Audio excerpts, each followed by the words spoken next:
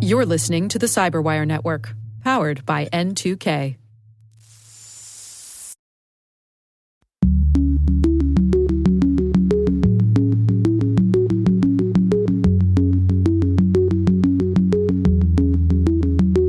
The courts have tended to say that most of the time, if you knew that you were clicking on something that was labeled terms of service, even though studies have shown that almost nobody reads the terms, that you have agreed to the terms. Hello, everyone, and welcome to Caveat, the CyberWire's Law and Policy podcast. I'm Dave Bittner, and joining me is my co-host, Ben Yellen from the University of Maryland Center for Health and Homeland Security. Hello, Ben. Hi, Dave. On this week's show, Ben and I discuss the policy and privacy issues surrounding the global coronavirus pandemic.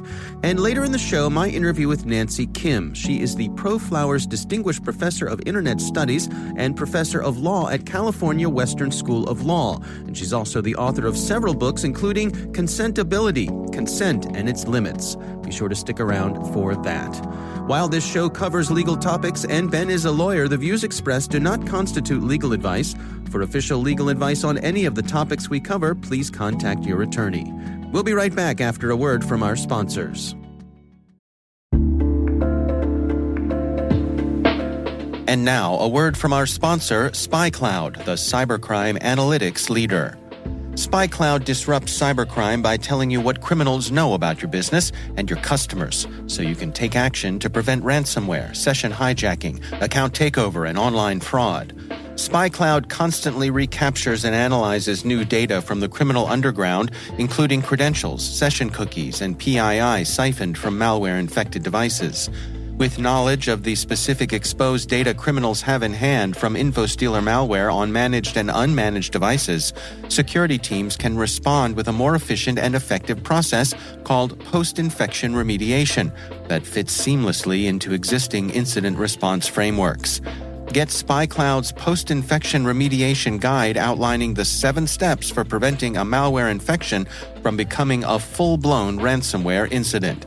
Visit spycloud.com/cyberwire. That's spycloud.com/cyberwire.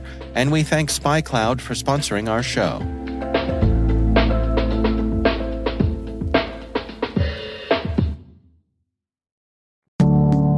And we are back. Before we dig into things here, I suppose we should mention for our listeners that you and I are recording remotely this week, and we'll be doing so for the immediate future. Following the advice of all of the health folks around there, the professionals, we are distancing ourselves, right? Social distancing. That's right. So we are doing our part. Usually we record face-to-face at the CyberWire studios, but we are in undisclosed locations this week. I'm in a bunker somewhere, basically. We're going to start with some follow-up, actually. One of our listeners wrote in, following up on a conversation we had in a recent show. I believe I asked you if there was any law against wearing a mask in public.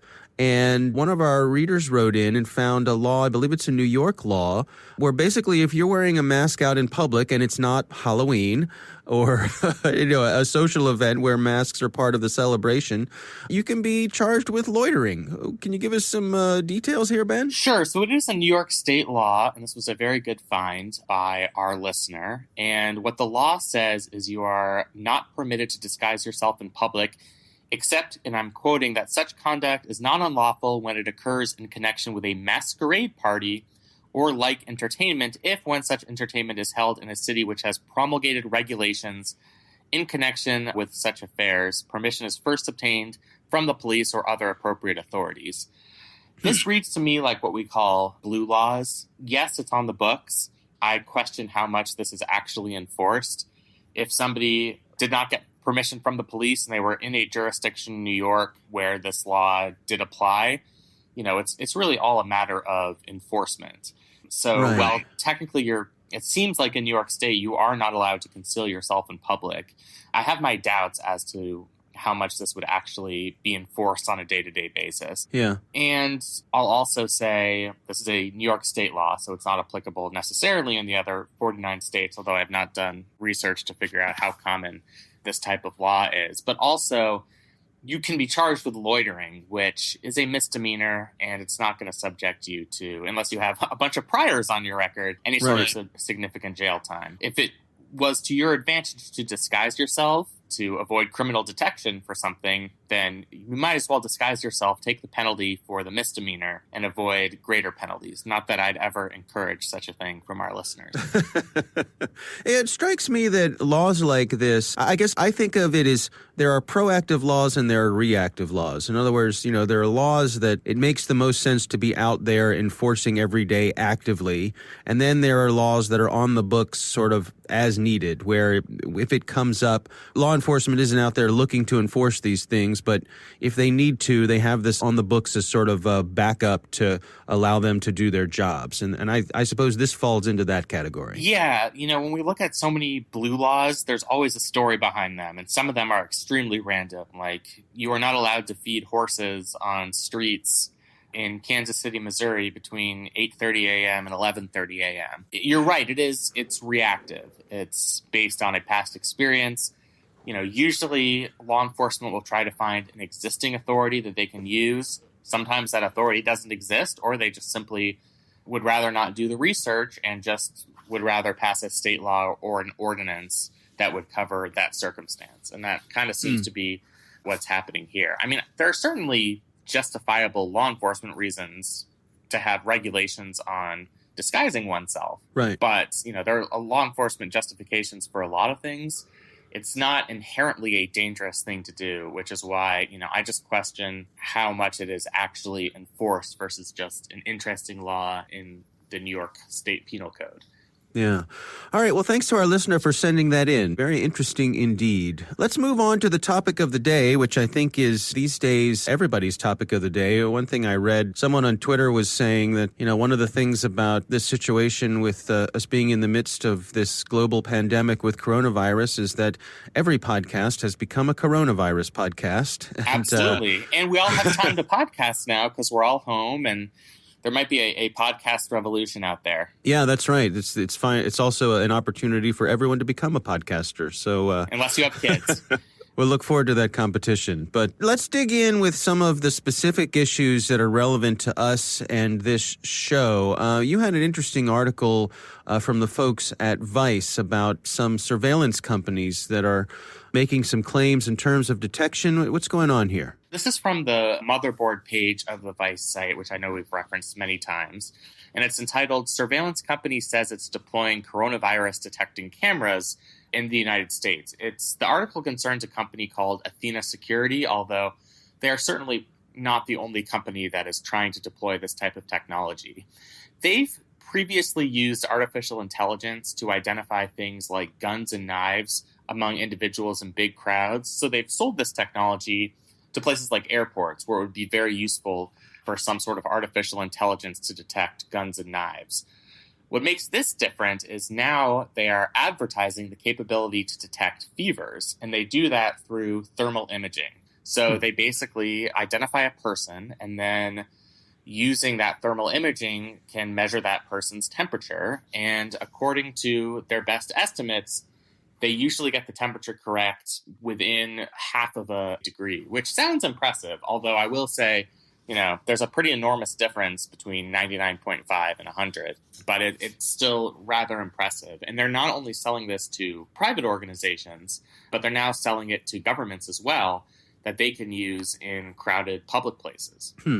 Now, this is interesting because I think a lot of the reporting we've seen with the response globally is that other nations, and I'm thinking particularly some of the nations in Asia, have been using exactly this approach. If you're coming in and out of their country, for example, at the borders and so forth, I mean, they're scanning people for temperatures. They're using this thermal technology. So is this reasonable? Is this a good thing? How should we feel about this? I mean, we are living in extraordinary times, and as a result of that, our civil liberties have been curtailed. If you had asked me a month ago, would governors across the country be invoking their emergency powers for public health reasons, such that people are quarantined, businesses are closed, bars are closed, restaurants are closed, that would have seemed extraordinary. But our legal system, particularly at the state level, is set up so that things that would not be justifiable in normal times are justifiable during emergencies. As to the current situation that we're in, I think in some ways it's acceptable because of the extraordinary circumstances, as long as they protect personally identifiable information. And as they claim, their notification is only going to the organization that purchased the surveillance technology, then perhaps it can be limited in some way. And frankly, it could be very useful for public health purposes. I mean, we've seen in South Korea, one of the reasons they've been able to bend the proverbial curve is that so many people have been tested for this disease, and people who are exhibiting symptoms are able to self-quarantine, and that means that everybody else can at least resume the semblance of everyday life. So if we really were to make broad use of this technology, you could send people out into a location where this technology existed, notify them instantaneously if they were suffering from a fever, perhaps, they weren't aware of it for some reason. And then you could compel that person to isolate and quarantine. It might sound severe, but, is that any more severe than what we're seeing right now in the San Francisco Bay Area, where there is a shelter-in-place order for 6.7 million people? What about this notion that there's no expectation of privacy when you're in a public place? Does that extend to my temperature? I mean, in some ways, I think it does. As you know, most of these digital cases where we're talking about being recognized in public, we're usually talking about video surveillance where they're doing facial recognition. So this is obviously a new phenomenon where they're not actually looking at a person's face, but they're looking at a person's temperature using thermal imaging. I think thermal imaging is potentially less personally invasive just because, I think you can identify a person more by their face and learn more about them by getting access to their facial features than you would necessarily just by seeing that they have a high temperature, if all they were doing with this technology is that sort of thermal imaging. Let's extend our conversation here and let's talk about some of the things that are going on in terms of both the federal government, but in particular the states activating their emergency powers and what that means to all of us and the long-term effects of that. As you mentioned, these are extraordinary times, and so the states are activating these emergency powers. What does that really mean for us? So the states retain very broad emergency powers. Part of our constitutional system is that the states have what are called police powers to protect the health, safety, and welfare of their citizens. And all 50 states have relatively broad emergency powers for particularly the governors. I know in the state of Maryland, the governor has the authority in a declared emergency to do pretty much everything that he has already done. Mandatory isolation and quarantine, closing businesses, restricting travel. One thing that the governor of Maryland can do in a declared emergency is seize private property for public use. So these are pretty extraordinary powers, and they're very broad across states. There's, of course, always a danger in granting these broad authorities. And, sometimes we come close to a line that feels dangerous to us, dangerous to our democracy. I mean, I looked at what happened in Ohio the other day, where 12 hours before a scheduled primary election, the governor stepped in and said, because of the need for social distancing, we can't hold this election tomorrow. And I completely understand that from a public health perspective, but you can see how there's at least the potential for these emergency powers to be abused. Whether there's a check on the governor's use of this power depends, on the state. Generally, the state legislature is the check. I know in Maryland, when we passed our emergency legislation here, it allowed the state legislature to step in and declare that state of emergency was no longer necessary, so it could serve as a check on the governor's power.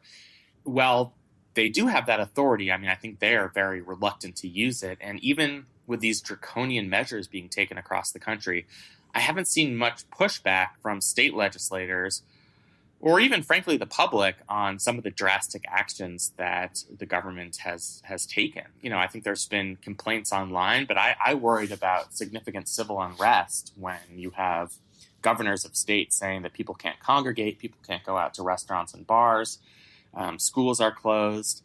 So far, I think we haven't seen that, and I think that's largely just a recognition that this really is a public health emergency. And in times of crisis, the government retains extraordinary powers that seem scary in situations that are not emergencies. Let me take this to the extreme and bring up what I think is, in our history, some of our shameful episodes have been in cases of emergency or perceived emergency. And I'm specifically thinking about the internment of Japanese Americans during World War II.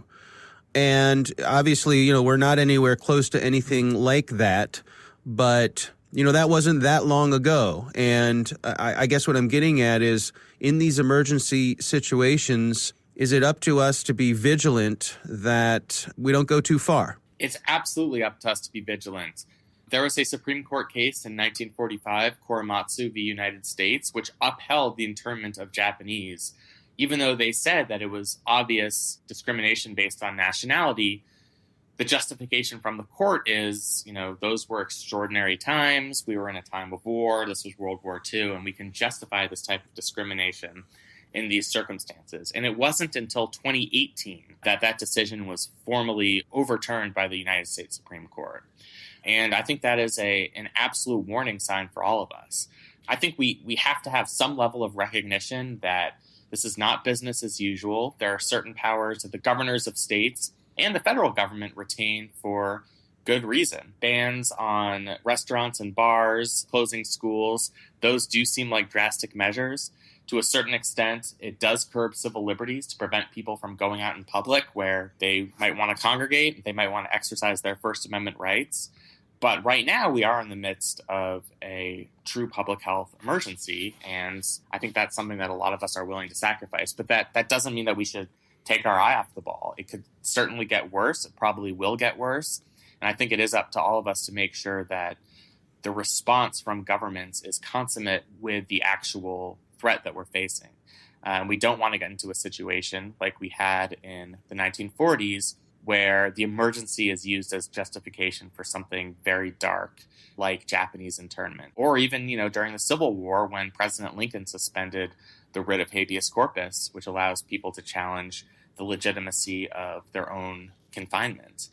And, I just think we do all have to keep a watchful eye on it. This is something that's escalating very quickly. It's something that's unprecedented. And, I think those of us who care about civil liberties have to represent everybody else who's just kind of going along for the ride and is unsure about the government's powers during these extraordinary times and the extent to which such powers are justified. Well, let's switch gears for a minute and talk about what I suppose is a lesser concern than obviously the health issues, and that is some of the issues of commerce. I've seen some commentary from folks who are saying that maybe a good thing that's come out of this is that it's unmasked some consumer policies that may not have really had any real purpose. For example, a lot of the telecommunications companies are lifting their data limits on accounts, things like that. And I've also seen some folks thinking that this is going to cause a shift or complete the push to make the internet companies or internet service categorized as a utility. What's your take on those things? So I read a really interesting article. I'm not endorsing the conclusion of the article. I just thought it was thought-provoking. It was from Slate called America is a Sham. And I realize the title sounds extreme. And I'm not agreeing with it necessarily. But the basic thrust of that article is we are doing all sorts of things during this emergency that, we always thought we couldn't do. Some of the economic measures we're taking, potentially a large $1 trillion stimulus package where we're sending people checks, yes, that might be justified during a public health emergency. But, why are we not doing that for the crisis of poverty or other infectious diseases? That's at least the point this article was making. Right. Or, all of these municipalities that are suspending evictions or are releasing nonviolent offenders from state or municipal jails or prisons. I think it's led a lot of people to think, well, why did it take the biggest public health emergency in our history to take some of these actions? And I think a lot of things are actually going to be reconsidered once, hopefully, this crisis passes us by. One thing that I've certainly seen talked about is telemedicine. There are a lot of regulations. I know in the state of Maryland, there are regulations on whether state health programs such as Medicaid will cover the cost of telemedicine appointments, and the governor of this state is waiving all of those regulations so that telemedicine can be facilitated. And I think the federal government is doing the same thing as well, which naturally leads to the question, why do we have these regulations in the first place? So one good thing could come out of all of this is that maybe a lot of things that we thought we could never do because, we're dealing with this extraordinary emergency, maybe we're realizing that maybe some of these things we can do, we would be justified in doing. Again, not to endorse that article. I just think it was provocative and interesting. Yeah.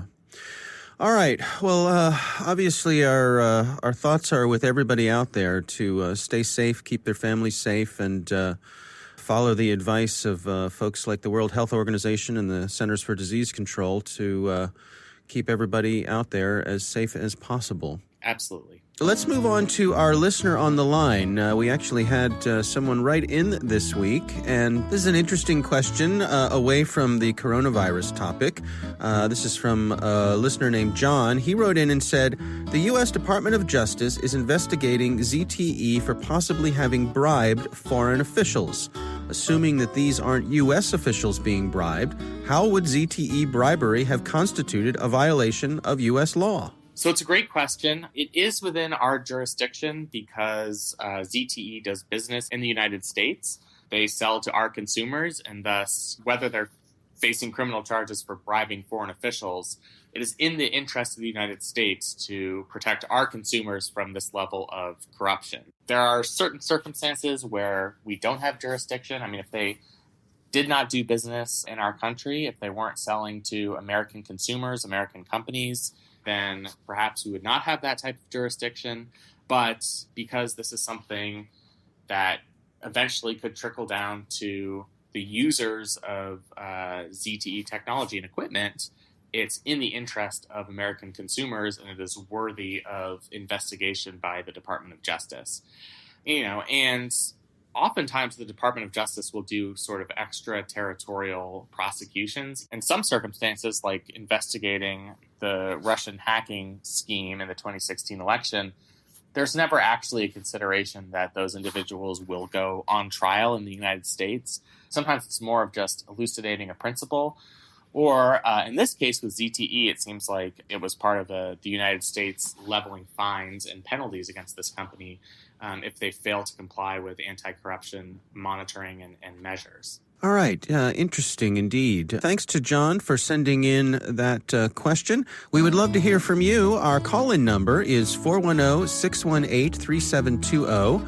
That's 410-618-3720. You can also send us an audio file at caveat@thecyberwire.com. You can send us an email there as well if you want to just write in your question.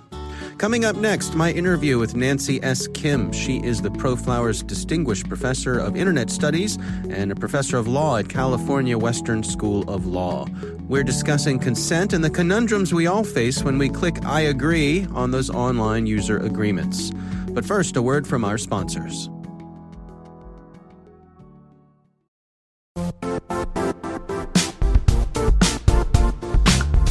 Now, a word from our sponsor, the Johns Hopkins University Information Security Institute, currently seeking qualified applicants for its innovative Master of Science in Security Informatics degree program. Study alongside world-class interdisciplinary experts and gain unparalleled educational, research, and professional experience in information security and assurance. Interested U.S. citizens should consider the National Science Foundation's CyberCore Scholarship for Service program, which covers tuition and a $6,000 annual professional development allowance, as well as providing a $37,000 additional annual stipend. Apply for the scholarship and the fall semester by March 1st. Learn more at cs.jhu.edu/MSSI.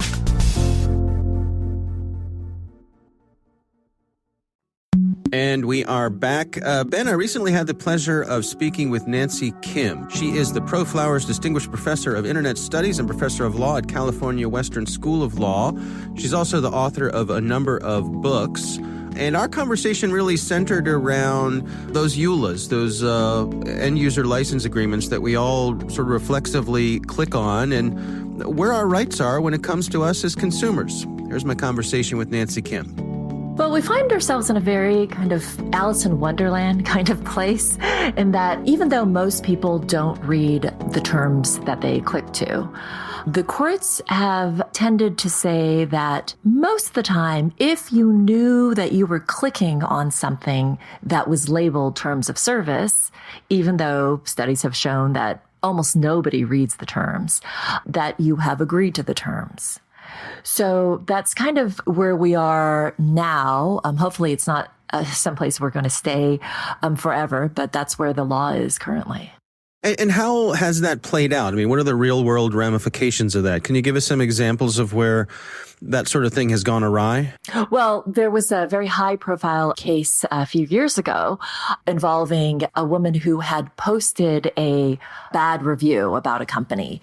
And the company later contacted her and said that that negative post was in violation of the terms of service. So apparently when her husband bought these items from this company's website, in the terms of service, there was something that said, you can't post anything negative about our company or else you'll have to pay, I can't remember, it was I think it was a couple $1,000s or something. It was a non-trivial amount of money. So what's interesting is that it was her husband who bought the items and she was the one who posted the negative review, but still they tried to, go after both of them and said, that they violated the company's terms of service. They then proceeded to report this outstanding amount. And, when the couple tried to get credit, they found that this would come up and it was getting difficult for them to get credit.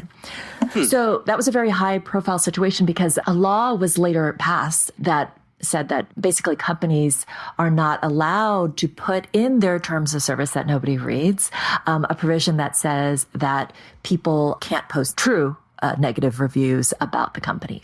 Of course, if you post false negative reviews, you're still on your own, right? It's still defamatory. Right. That's an instance where the Congress and state legislators actually did something about bad terms in these unread contracts. An example of an instance where there's been a significant impact and nothing has really been done until very recently, and maybe too little too late, is in the area of privacy.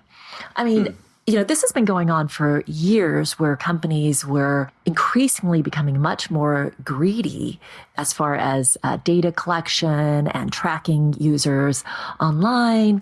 And if you look at the terms of service, which is something I've done over the years, you're the one. Yeah, you notice that that companies kept updating their terms of service so that they were giving themselves permission to, do ever more increasingly sort of intrusive things like scan your emails. So if there was an issue that came up, like for example with Facebook, when Facebook came out with, I think they called it sponsored stories, where, they were able to sort of, if you bought something, it showed up on your friends' feeds as, so-and-so purchased this item. And so there was a question about whether or not they were allowed to do that. And there was a lawsuit. And so in response, what Facebook did was they changed their terms of service to make it very clear that they could do that.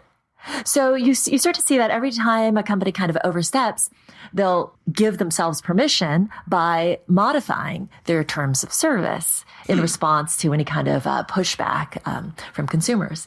Now, maybe there's a handful of consumers and consumer rights groups that will notice these changes, but the vast majority of people don't notice the changes until it's really too late, because it's a very sort of slow kind of, in the aggregate, you see what's happening. So now everyone sort of wakes up one day and they're like, hey, wait a second, we have no privacy, right?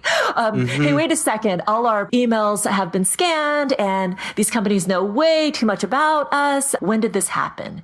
And I say, it's been happening slowly, little by little, over time. And I've never joined Facebook. And the reason is I read their terms of service. But it's very unrealistic to expect people to do that because, I think the general public expects that somebody is going to stop this kind of, terrible thing from happening. And, eventually they do, but at that point, it's hard, especially when we're talking about privacy, it's hard to stuff the genie back in the bottle. Now your data's out there. California, for example, I'm from California, has passed this privacy law that now is trying to sort of make amends, right? And for not having done something for so long. And I'm very happy about it. But it's something that, gosh, I wish would have happened earlier on. I wish we could have provided guidance to these companies earlier on instead of letting them self-regulate, because that never really works. Now, help me understand, in normal contract law, if we're not online, and you've written a book about contract law, yes. Is this sort of retroactive ability for one party to simply change the terms of the contract? It seems to me like that wouldn't fly. So again, this is what I mean by this Alice in Wonderland world of consumer contracts. You're absolutely right that if we're two businesses and we sign a contract, let's say that you and I have entered into an agreement where you're going to record this podcast and I don't do something with it. And we signed this contract, but in the contract, you have included a provision that says you have the right to change the contract at any time without providing me notice. Most courts would say that's not a contract. It's not a contract if you're not actually committing yourself to something, right? That's been the law forever. Interesting. But strangely, with certain contracts, almost always dealing with consumers, courts have sort of tried to dance around this general rule regarding what's called an illusory promise. Okay, so when you say that, oh, yes, I agree to produce this podcast or whatever it is, sell you books or whatever it is, but you put in your contract that you have the right to change it at any time, the promise you've made me is an illusory promise because you're not actually, it sounds like a promise, but you're not actually making a commitment, right? So in contract law, that an illusory promise is lacking in what's known as consideration. It's not a contract because contracts require consideration. But when it comes to consumer contracts, sometimes courts will enforce these if, and then there are all sorts of different kind of exceptions, and it gets very confusing.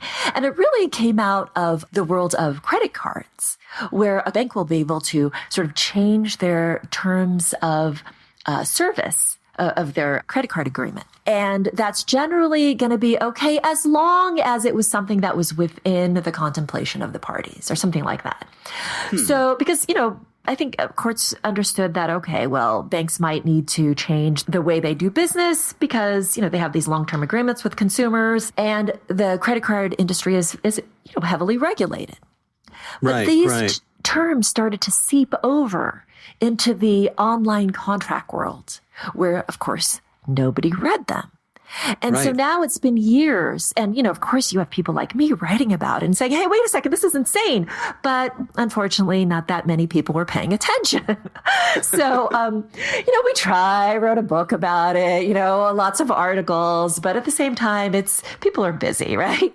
It's not getting the traction because people aren't hurting. They're thinking this can't, they're like, what? You're making a big deal out of nothing because look at us. Everyone's fine. We're all healthy. It's good.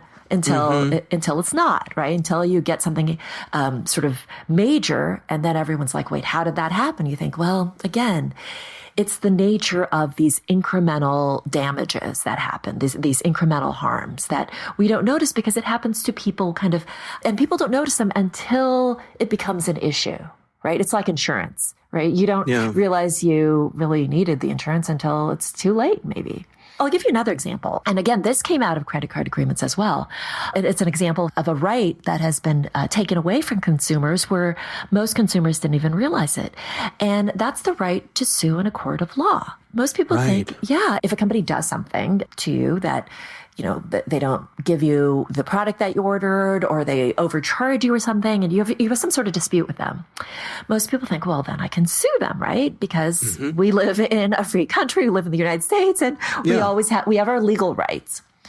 Well, that's true, but you can contractually agree to give up certain rights. In a contract. So if you and I enter into an agreement, I say, I'll work for you as long as you sign a contract saying that you're not going to disparage me. And we can negotiate that and you say, okay, fine, and so you sign it.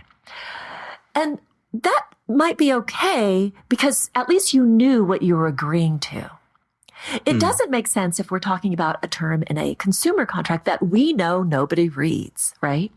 So these clauses, mandatory arbitration clauses, have been sort of put into more and more consumer contracts. And now they're basically everywhere. And now it's very difficult for consumers to file a class action lawsuit or to, even file any sort of single, action in a court of law, because chances are that there's a mandatory arbitration clause in the contract that they've signed with the business, even though they were not aware of that clause at the time they entered into the transaction with the business. Right. Now, you've mentioned a few times, and I'm in 100% agreement with you, that no one ever reads these terms and conditions. They just click through. Is there any work being done on that end of things? Are there people trying to come up with a solution to make that a better situation where, as consumers, we get a better idea of what we're signing up for without having to wade through hundreds of pages of legalese? Yes, people are working on sort of more effective notices. There are two really primary issues with that. The first is that most people are not going to understand the sort of significance of a right if it's not given its appropriate fanfare, if that makes sense. Like, for example, this idea of mandatory arbitration clauses, that's been in there for years, thousands of consumer contracts, and people have written about it. And I think most people's reaction is it can't be because it's such a big deal that somebody would have done something about this earlier. Right? I think it's this disbelief, this kind of, it's a combination of the herd effect, everyone's kind of doing this. And at the same time, you have this feeling of like somebody's going to step in and do something if it were really that a big of a deal. Kind of like this bystander herd effect combo. And on top of that, you have, academics on one side and nonprofit or consumer rights organizations. And then on the other side, you have people who actually have money, right? Companies, businesses who actually have a lot of money to lose. And so good luck. It's really not a fair fight. Academics have been writing about this for years. Policy organizations have been trying to get some, traction.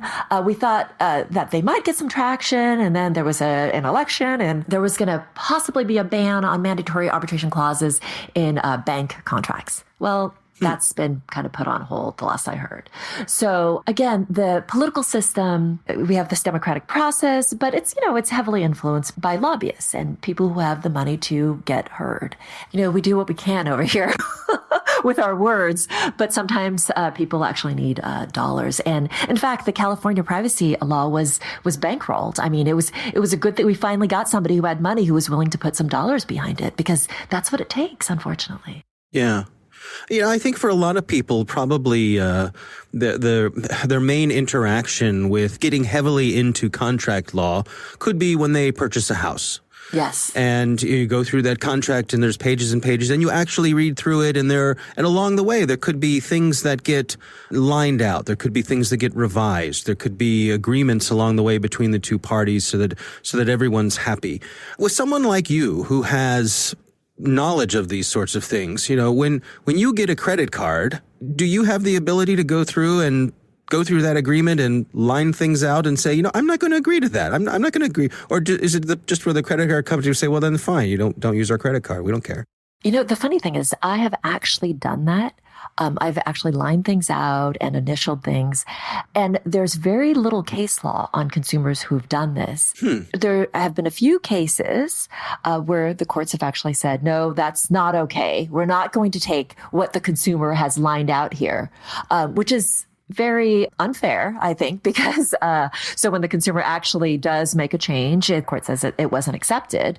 And so I find that a very sort of odd position, but I do it anyway. And I actually always recommend people do it. If there's a clause in a contract that you really don't like, then cross it out and initial it and send it back. And if they don't say anything, well, if they do, well, then you'll have to sort of make a decision. But most of the time, nobody reads it on their end either. Yeah. Well, what are your recommendations for folks who have that sort of nagging feeling that they wish they could do a better job with these things, but who has the time to read all these things? Any advice for folks? Well, the problem is we really are in a pretty helpless situation here, because the only thing you can do really is opt out, because what we really need is a collective, a coordinated action here. Because as I mentioned, I have not joined Facebook. And I don't think Facebook is doing poorly because of that. Even the people I know who write on privacy and who are really sort of against what Facebook has done, they feel like, well, or Twitter for that matter, they're like, okay, fine. They have to, because that's kind of where the conversation is, Twitter. I'm not on Twitter either. And I'm feeling like, I really, right. You feel this pressure as an academic to sort of join the crowd, right? Because sure, otherwise join the conversation. Yeah, your voice doesn't get heard. In fact, I had this struggle here with you because I had to download Chrome. And they had new terms of service. And of course, I was reading through and I thought, I hate these terms. But I thought, okay, fine. And then I'll delete it after our conversation. Right. So it's such a hassle if you're someone like me. And even then, my data's still being collected because it's the sort of the surveillance economy is just so huge, right? That I can't really fight it. I can do my little measly bit to make it not as bad as it might otherwise be for me, but it's still going to be bad for me because we're just part of this larger system. So I really don't blame consumers at all. It's really up to the legislators and the courts. And academics have to keep pointing it out. There's another part of this that doesn't get enough attention. And again, because it's a little ivory towerish. But again, sometimes what happens in the ivory tower doesn't stay in the ivory tower, unfortunately. It spills out. This is this idea of efficiency. And a lot of what came out of the Chicago School of Law and this law and economics movement, which focused on not so much, kind of fairness and what the law is typically supposed to be about, individual liberties and so forth. It was really focused more on efficiency and, especially in the area of contract law. And because of that, it really had a lot of influence in the way courts decided cases. The idea being that, well, if consumers really cared about a particular term, well, the market will respond. But now we know that's a ridiculous argument, right? I mean, the market can't respond because there are coordination and collective action problems and there are cognitive biases. But that doesn't mean that people don't care about their right to a trial in the event that they are treated unfairly by a corporation. It's just not top of mind when they are, trying to get on this podcast, for example. Sure, right. Things like that. So it's a very unrealistic view of the world, and it's focused just on sort of the marketplace and on corporations, and not so much on the way that people are affected by some of these laws and rules. Well, Nancy Kim, thanks so much for taking the time for us. We really do appreciate it. Sure, it was great talking to you. All right, Ben, interesting conversation. What do you think? So I was very glad to hear from the professor. I would tell a lot of my students, if you want to get a crash course in interesting concepts in contract law, that segment might be very good for you. She explained illusory promises very well, for example. But she brought up some really interesting points. None of us, and she was realistic about this, none of us actually read the terms and conditions when we click to accept those terms and conditions. It would be completely unnatural to do so. They are hundreds of pages in length, and all we want to do is, check our Facebook page or, listen to a new song on Spotify. But these are enforceable in a court of law. And oftentimes, not only are there provisions that would potentially lead to privacy violations, but as she mentioned, a lot of times these terms and conditions will prevent users or consumers from legal avenues of review. So many of these terms and conditions contain mandatory arbitration clauses or limits on lawsuits. And, until people like the professor or other civil liberties experts actually pour through these terms and conditions and notice these sort of anti-consumer measures, they'll continue to be in those terms and conditions and the rest of us will suffer the consequences. So I guess I would say I'm just thankful to have people like this good professor out there who are doing the yeoman's work of reading these terms and conditions for the rest of us. One thing that struck me in our conversation was how it seems as though things are tilted against the consumer. In other words, even with contract law, it seems like on the B2B side, even judges enforce things in a different way, perhaps, than they do when it comes to consumers. I mean, there are a lot of political reasons for that. Not to get too conspiratorial here, but businesses do have a lot of political power. And it's not just through political spending, but just general influence that they retain over the people who make these laws and the people who appoint these judges. But there is a justification for that from the consumer's perspective. If businesses were overregulated and subjected to these types of lawsuits and couldn't have mandatory arbitration clauses, then they would be sued a lot more, and presumably there would be a lot of judgments and settlements, and those costs would be passed down to us, the consumers. So I think it's always kind of important to remember. It is absolutely true that the deck is stacked against consumers. Not only are we generally monetarily powerless relative to the big companies of the world, but we're relatively politically powerless as well. But, I think there are legitimate public policy reasons for limiting lawsuits against large companies, largely because it is what many scholars call a tort tax, a tax that is passed on down to us.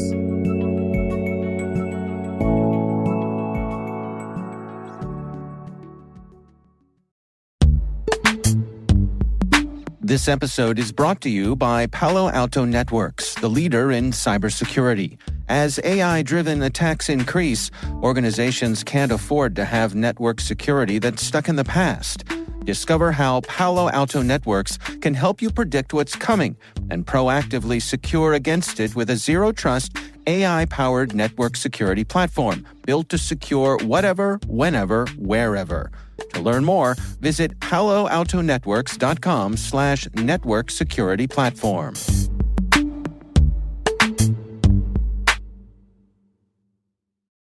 The Caveat podcast is proudly produced in Maryland at the startup studios of Data Tribe, where they're co-building the next generation of cybersecurity teams and technologies. Our thanks to the University of Maryland Center for Health and Homeland Security for their participation. You can learn more at mdchhs.com. Our coordinating producers are Kelsey Bond and Jennifer Iben. Our executive editor is Peter Kilpie. I'm Dave Bittner. And I'm Ben Yellen. Thanks for listening.